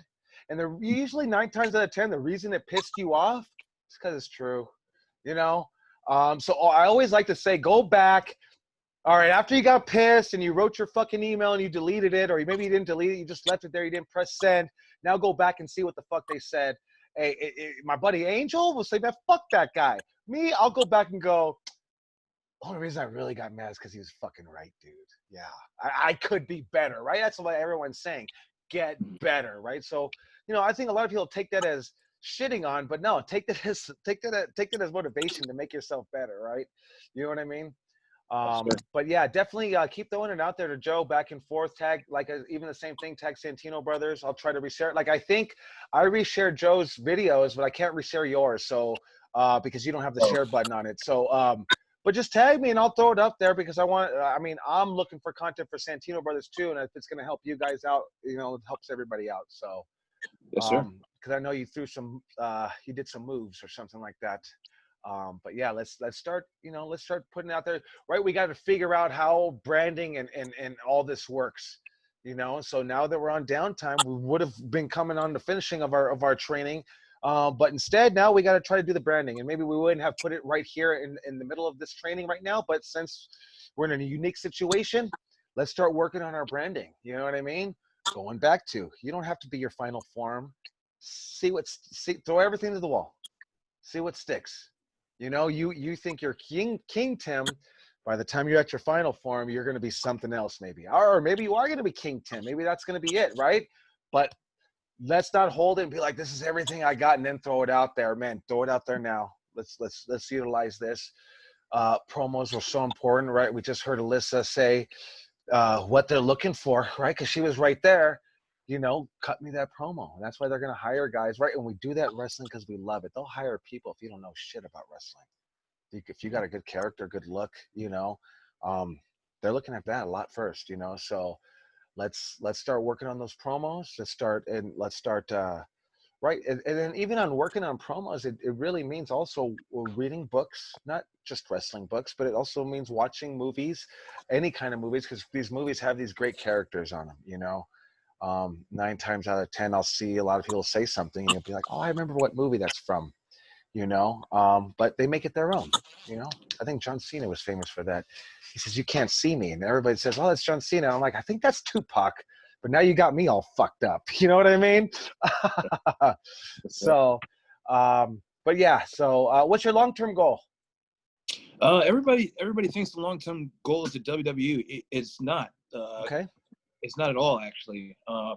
My long-term goal is I just want to be kind of like a Renaissance man, if you will. Like when it's all said and done, I guess, I would like to be the guy that can put on a wrestling show like a Joey Ryan, or the guy that, that's working on a screenplay about a professional wrestler, or a guy that's still working. I just want to do this. I'm 33 years old. I don't know what that means.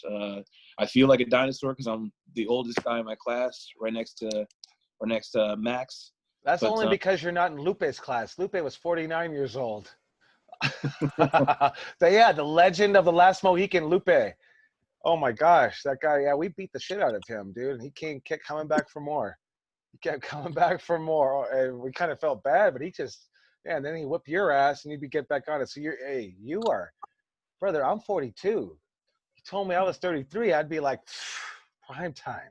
That's what I think about right now. Hey, 42, prime time. I'm only as old as I feel. You know what I mean? Mm-hmm. So, hey, get that out of your head, right? I mean, you're only old because they say everybody's old until you're a boogeyman and gets signed at 40.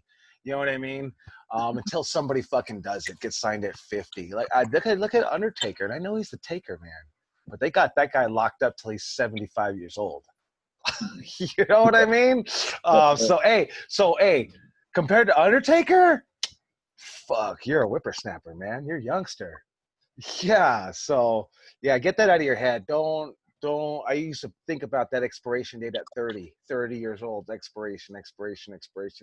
And I started signing dudes fucking at 37, 38, 39, like, right? It's only impossible until somebody fucking does it. So get that out of your head, right?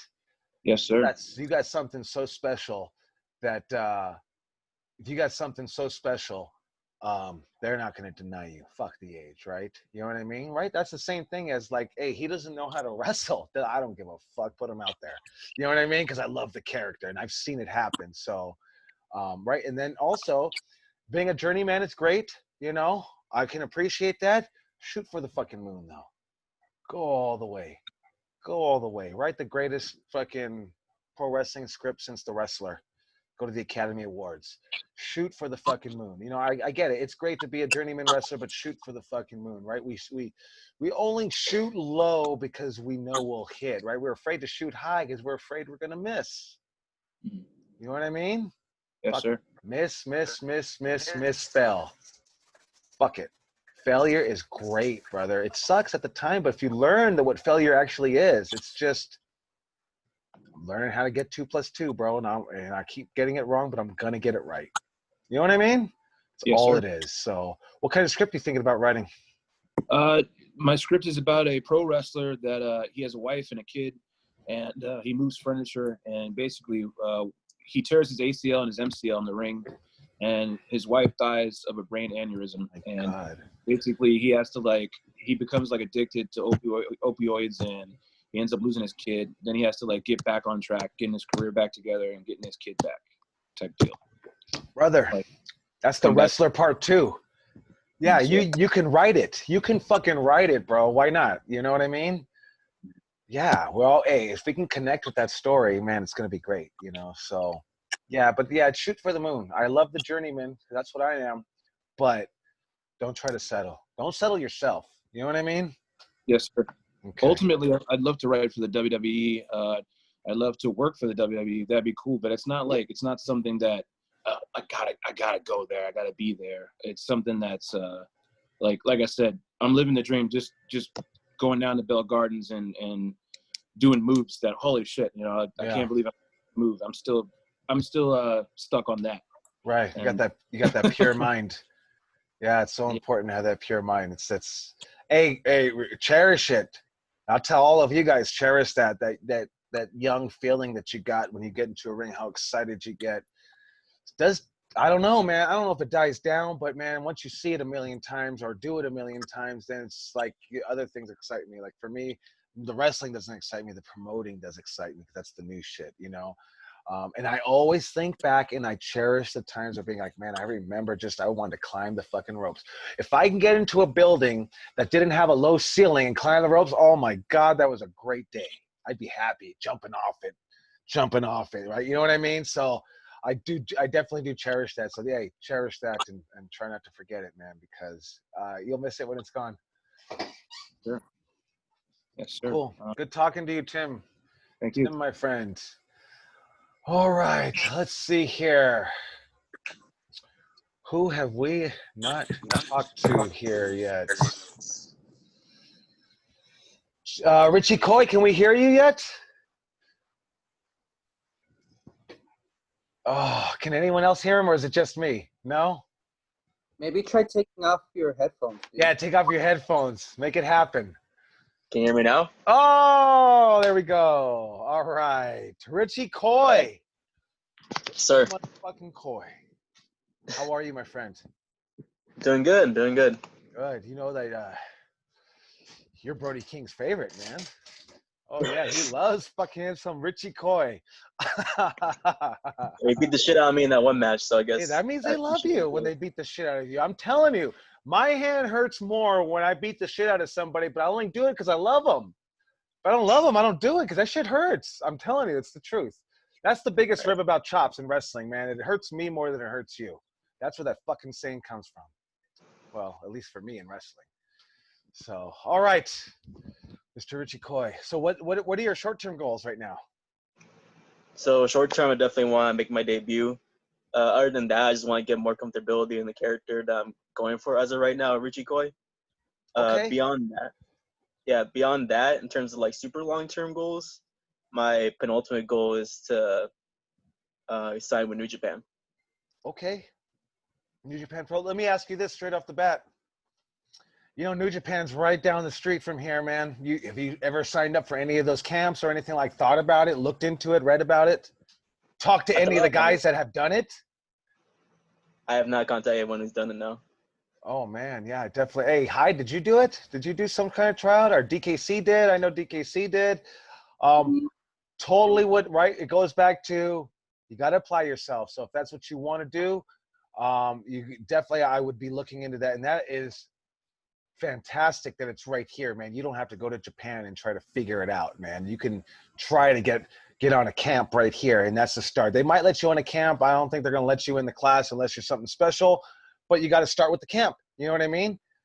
Get in there and train with them, and then definitely I would even be picking the ears of the guys that have already done it. You know, oh, you're all fucking best friends with Brody King, dude. I'd be picking his fucking brain too.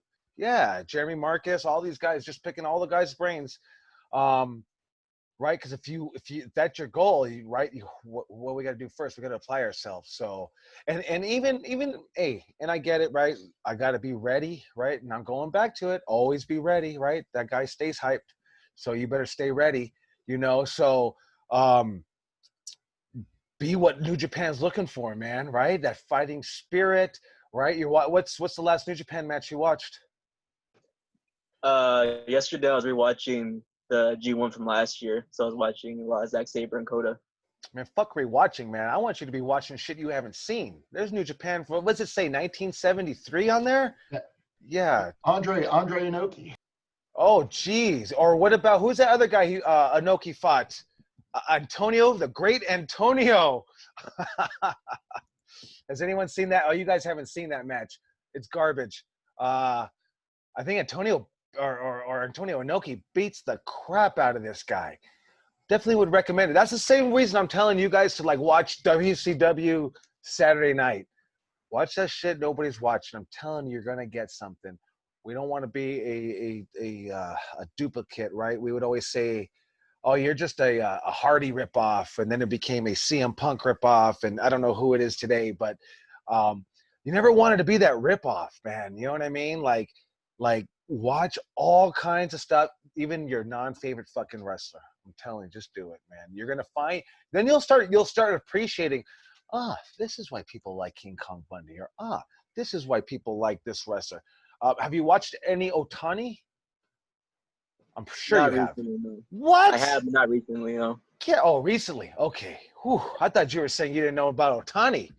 No, I do. Okay, yeah, man. That's the guy I used to watch, and I had no clue who the hell he was. I just knew he was good, and they all wore black trunks, you know.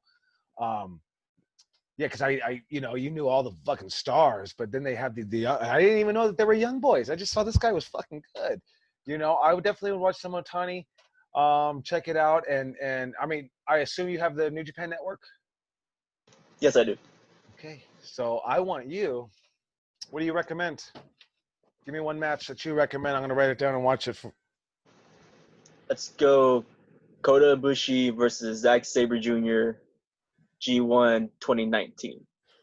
Ooh, details. Zack Sabre. G1 2019. All right.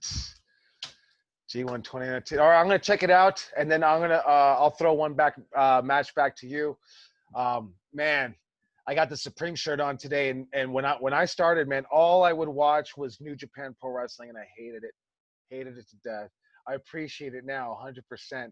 Man, I used to love when Hawk or Animal would come out, because that would be very special to me, and I would go like, man, they're just fucking running back and forth. Like, why are they not doing their you know? I didn't know. You go to Japan, man, you got to work your ass off. I didn't know that shit. So I always just knew that it was a little bit different, but I learned to really, really appreciate it. And then it became my only goal in pro wrestling. My only goal that I haven't done is go to Japan. That was my only fucking goal, was to go to Japan. I've done a lot of other stuff. I haven't gone to fucking Japan. Not even for New Japan. Just go to fucking Japan and wrestle. So that's my goal.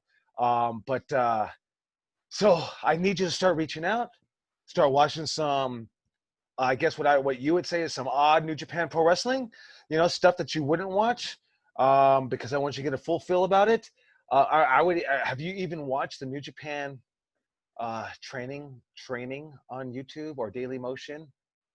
It's like an hour and a half of New Japan training. It looks like it's from the 80s or something like that. I've only seen like bits and pieces, not a whole hour-long video, no. All right, so more homework. Interested in, if that's what you want to do, man, you better know that like the back of your hand. You better know everything like the back of your hand, right? It's like when you go to a job and they say, well, why do you want to work here? And chances are you want to work there because you need a fucking job and need money. But they want you to say, because I love the company and this, that, and the other. You know what I mean? Those are the right answers. So let's start doing some more research on that, right? Let's put on some more size. You know, let's start lifting. Whatever you're lifting, man, you got to start upping it. Right, Rob? What is he? He looks the same size, man. You actually look a little smaller than when we left. Yeah. Yeah. So push. You were starting to get something. You were starting to get a little jacked, and then now you're right back almost a few months before you started getting jacked. Yeah, hey, and if you love New Japan, brother, grab yourself a deck of cards. Right, Rob? Grab yourself a deck of cards. Right? Done it before. Diamonds, hearts, spades, right? And give everything a workout and start hitting those cards. That's the Japanese shit, man. So, like, really, I want to start, because, man, it only takes 6 weeks. I should start seeing transformation in your body. Maybe less sometimes, man. 6 weeks, we should all look different. Whether we're going to look soft or hard, that's going to be on what work we've been putting in on quarantine. So, man, get yourself that deck of cards. Start getting into it. And I'll send you that training. I think it's like an hour and 30 minutes of training for New Japan. And start hitting these guys up. Hit Brody up. Hit DKC. Jose is right here. Start talking. Right? It goes back to fucking networking, man. You know? I'm telling you. I don't know if anyone really cares if you're that good. You got to be really and fucking incredibly special and great for them to call upon you. But, man, having connections and networking, oh, it's so important. That's going to help you out so much. So much, man. I'm pretty sure you've said it. They're like, why the fuck is this guy wrestling on this show today? You probably got connections, man. I don't know. You know what I mean? I'm pretty sure we've all said that once. Who the fuck is this guy? Yeah, or is that just me? Is that just me? Alyssa, you don't do that? Robbie and Jose, how about you got my back or what? That's just I do it all the time. I do it all the time. I remember when I first started watching AEW, I was like, how the fuck this guy getting it? Oh, that's right, because he knows the Young Bucks. Oh, that's right, he knows this guy. Alyssa can lie all she wants. I've heard her say it myself. Oh, but yes. So, like, get on it, Jeremy. Short term, right? So that was your long term goal. Short term goal to debut. A lot of work, man. I mean, I'm not even gonna sugarcoat it. A lot of work to get to New Japan, man. Right there, right? We beat you up, then you go over there. They're gonna have someone beat you up, right? And you gotta be a young boy and carry 14 bags up the stairs, and sleep on the floor, and right. That's why I very fucking love it, man. But man, that's what Nakamura went through. He went through that shit, right? That's why they do it, right? And that's not why they do it, but then it becomes that thing of Nakamura's going to look at you and say, fuck you, man. I did that. Yeah, what makes you better than me? So, hey, I'd start, man, getting with it, and start getting better. Get yourself a deck of cards. I should start seeing some improvement in the next couple of weeks, my friend Richie Coy. Other bonus on you, Richie, is you get to eat more, dude. Some guys we gotta be like, don't eat so much. For you, man, you get to eat more. You got the bonus to get bigger. Eat yeah. Yeah, put some size on, man. Yeah, some size. Hey, I'm telling you, I saw a picture of Hammerstone. You guys know who this guy is? This big jack dude from Arizona. He's on MLW. He showed this picture, dude. It reminded me of Rico Dynamite, how small Rico Dynamite was. And I was like, Jesus fucking Christ. Like, I don't care what you say. That's a lot of fucking hard work, Like, there ain't no pill you can take. That's hard work, man. That's hard ass fucking work. You know what I mean? Yeah, hey, so you're at that perfect size. You remind me of a regular Christian Davila. And who's Christian Davila? That's Rico Dynamite, dude. He looked just like you, man. Dark skin, big hair, skinny as fuck. You know what I mean? Not even like skinny and ripped like you, man. Like a little skinny and soft, And I'm not trying to break your heart, man. I'm just telling you the real. Like, man, you can get as big. You've seen Rico Dynamite? You've seen him, right? Yeah, I have. Huge, jacked. I look at his body and I go, fuck, how did you get so big? You know what I mean? So, but it can't happen. Hey, and you don't even have to get that big, man. Hey, even Will Ospreay, I've seen a picture of him. He's getting a little beefy for whatever reason, right? Putting that armor on, right? Doing all those flips, can't land on your neck to me. You got to put that armor on, and that's why I always say, I'm a mark for the big fucking guys. Hercules Hernandez, Billy Jack Haynes. I like a Warlord, Barbarian, Road Warrior. I always love the Jack dudes. But I'm not just saying it because that's what I like. I'm saying it because, man, putting on that size and putting on that muscle is going to totally help you. It's gonna put an armor on you. I look at you and I just go like, man, wrestling's going to beat you up at that size. Get bigger. Get a little meat on the bone. Get some traps to protect that neck, right? Because we're taking so many fucking bumps. Get your neck strong. And I'm like, right, I'm not saying even get big. Just get strong. A lot of times getting strong doesn't even equate to being big. Right? We go back to the Steiner brothers, and you had Big Papa Pump, big motherfucker, but his brother, Rick Steiner, which was noticeably smaller, not small dude, but just noticeably smaller, was, I always like to say, 10 times stronger than Big Papa Pump. He had that, we always used to say he has that farmer strength, Yeah, moving bales of hay or something like that. Like, yeah, and he didn't look nothing like Big Papa Pump, but he had that muscle and that strength. So it doesn't necessarily mean get huge. Put that strength on, okay? Put that muscle on. And I'm telling you, that New Japan ring, and the guys that have been in one, that thing is unforgiving, dude. It's huge, and then like it doesn't even spring. It's like just thud. It's like it's pretty much like taking a bump on the grappling mat, pretty much.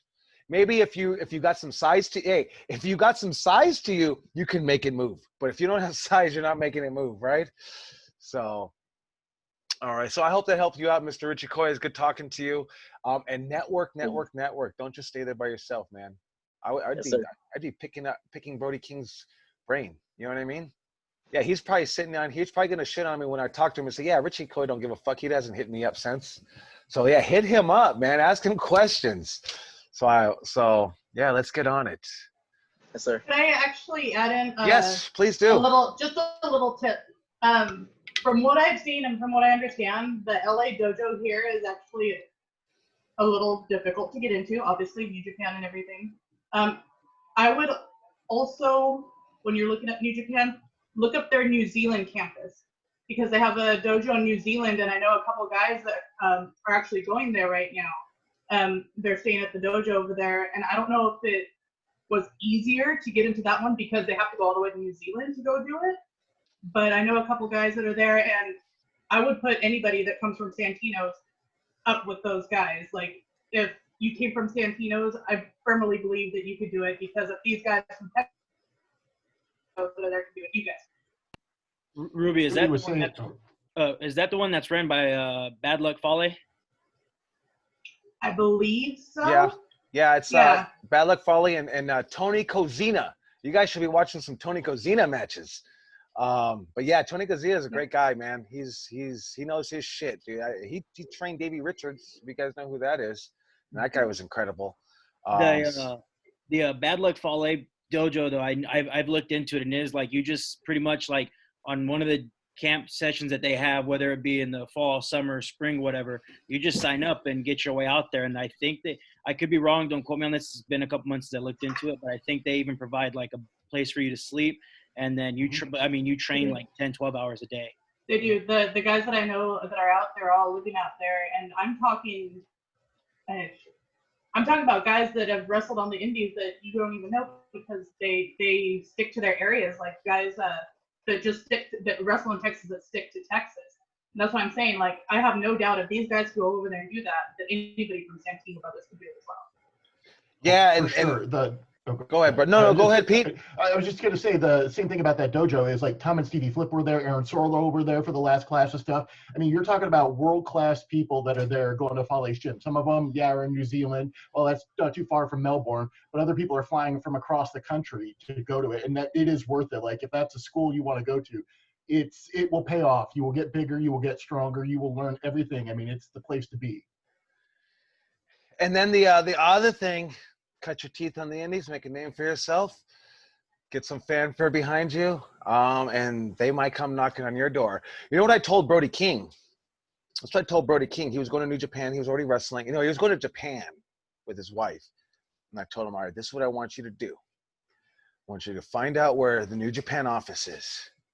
Go in full character, to jacket on and everything. I want you to walk through that fucking front door, slam your hands down on the fucking counter, and you say, I'm Brody King, and I want to wrestle. And he looked at me and said, that's the stupidest shit that I ever heard in my life. He goes, I got to get fucking heat for that. And I said, no, bro. Now, from the bottom of my heart, I still believe, no, bro. Walk in there, and you tell me who the fuck you are, dude. Where's Inoki? Where's Inoki? You start cutting a promo, man.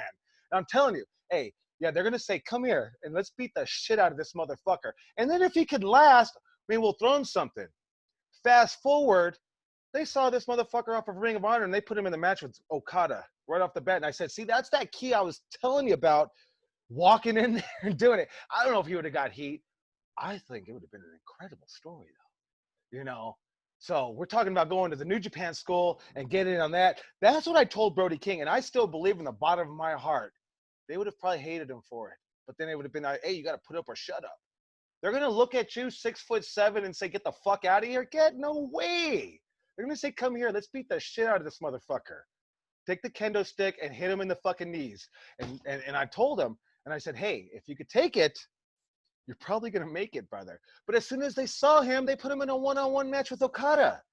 And I'm sure, man, he's got options. He's got options there in New Japan. And to me, right, because I'm a mark for New Japan, I think that's the craziest, greatest thing in the world. I see that, and I'm like, wow.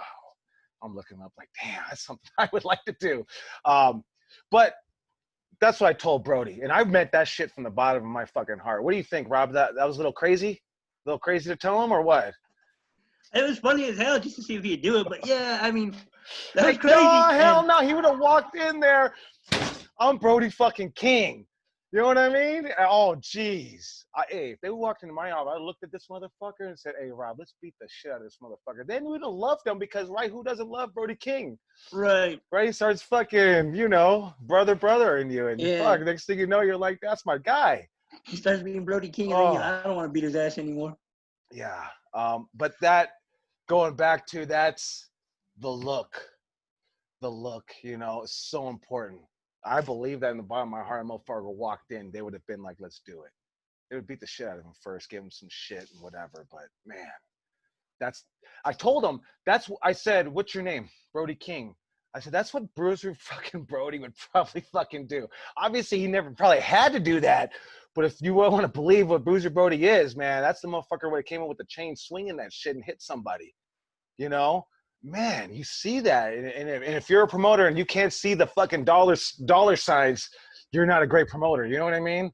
But anyways, that's the crazy shit that I tell you guys because, man, that's the shit that I'm telling you. That's the shit that I'm scared of, that was too scared to do. But I believe in the bottom of my heart that it would work. Maybe you get heat, but who doesn't have heat, right? You know what I mean? So I don't know. But that thing I was talking about a couple of weeks ago, thinking outside the box. How are they going to open my package? I keep sending them a fucking tape. What do I do to get their fucking attention? You know? Go in there and slam your fucking hand down, right? You look the look, cut the promo, do this, right? I don't know. Maybe you get heat. I didn't get blackballed. I don't know, man. I don't think that blackball is real, is it?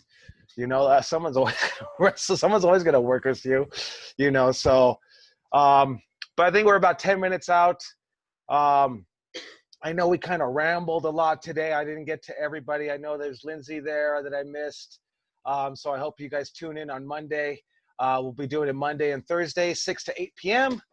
And I think I might have missed Birdman. I don't think I talked to him. James is still there. I see you there, James. YOLO. Yeah, I'm talking to you, YOLO. All right. So, but yeah, I mean, we're going to end it right now. If anybody has any questions or anything, I think the biggest takeaway today, I don't know. What is the biggest takeaway today? I got a couple of notes here. Don't be a dumb wrestler. You know, apply yourself. Obviously, we've been saying that week after week is really apply yourself. But I think my favorite one is learn to do everything in wrestling. That's I equate that as don't be dumb ass chaos in 2006 booking the Grand Olympic Auditorium and they want you to do more and you're like, I just want to be a dumb wrestler. Don't fall into that shit. I fall into that shit so you don't have to, because it will happen. So learn to do everything because you never know what your niche is going to be. You know what I mean? You never know what's gonna work for you, you know? Yeah, just keep pushing. But yeah, I think I like that one for the biggest takeaway today. Learn to do more in wrestling. Don't be the dumb wrestler. Learn to put in more. Learn everything with wrestling. So anything you want to add to that, Robbie, before we end it? No, just to reiterate what you said, as part of being a dumb wrestler, I mean, you know, when I got in this, that's exactly what I wanted to be, just a wrestler. I didn't care, I just wanted to wrestle. And then as got later on and, you know, Santino's opened up, I found an avenue of being a trainer. And I was like, whoa, I found something. I don't have to be a dumb wrestler. I could be a dumb wrestler and teach other dumb wrestlers. But then after that, it was, okay, well, I became the head trainer and I'm doing this, but what else can I help with wrestling? I love this business so much. What else can I help with? And then it came to the part where we were running shows and then Up All Night started happening. And so now I'm helping, you know, I was helping you guys when you guys would come to me, hey, what do you think would be a cool spot here? Or even just in training when you guys would come to me like, hey man, I'm having trouble coming up with a spot, or check out this spot, and working with you guys and watching you guys hit your spot or whatever it is you guys are doing, or helping you guys in your match and it coming out clean and everyone digging it. It's another part of wrestling that I got into where now I can help you guys build your matches, not just, be coach and then sit back and watch. Now I can help you guys build your matches. So yeah, I'm not just a dumb wrestler anymore. I'm more, and strive to be more, guys. Strive to be more, please. Yeah, and I can't tell you enough, guys. Work out, push yourselves. Whatever you're doing now, I know you think it's enough. Push harder. Blow yourself up. Please, blow yourself up, right? What does Arnold Schwarzenegger say? Work out till you feel like throwing up, man. Yeah, like keep pushing yourself because you're going to throw up in the ring. I don't know. Stuff's looking like it's going to open. I don't know how everyone feels about it opening, right? I was talking to Ruby about, calculated risk. And I think that's where everybody's going with, where everybody's going to be at the point of I'm willing to take a calculated risk to do what I got to do to continue my life, So, and it might come sooner than later. I don't know. But let's, always be ready. Let's push ourselves till we feel those knives stabbing our lungs. That's when you know you're pushing yourself to get better, right? I mean, I'm sure you guys have felt it. Maybe not. Maybe you're in better shape than I am. Maybe it's just me. But push yourselves, guys. Stay in shape, because I'm telling you, that ring is going to kick your ass, because your brain, because I've done it before, where you're like, oh, I haven't wrestled. And then you're just like, oh, I'm in a match. And you go in there, and it's the worst fucking feeling in the world, because it's right. It's tough to be a wrestler. It's tough to have that cardio, you know, and all we get for it is fucking, it's fake. Fuck all that shit, man. It's so hard to be a wrestler. So let's, keep up with the fucking cardio, you know, if anything, you know, even if you don't get your body, more meat on the body, keep fucking up with the cardio. I can't exasperate that more. So I think that's it for today. All right, guys. So the guys that I missed, I'll hopefully see you next week on Monday and Thursday, 6 to 8 p.m. I think we missed it last time. We had a couple of people, but let's go ahead and bring it in. Let's bring it in. Robbie's going to bring us out. Santino's on 3. Come on, bring us out, Rob. Santino's on 3. Ready? 1, 2, 3. Santino! All right, guys. Thank you for tuning in. I hope you guys got something out of it today, and I'll see you guys next week, Monday. Thank you, guys. Take care, guys. See you later. Thank you, everyone. guys. Thank you, everyone.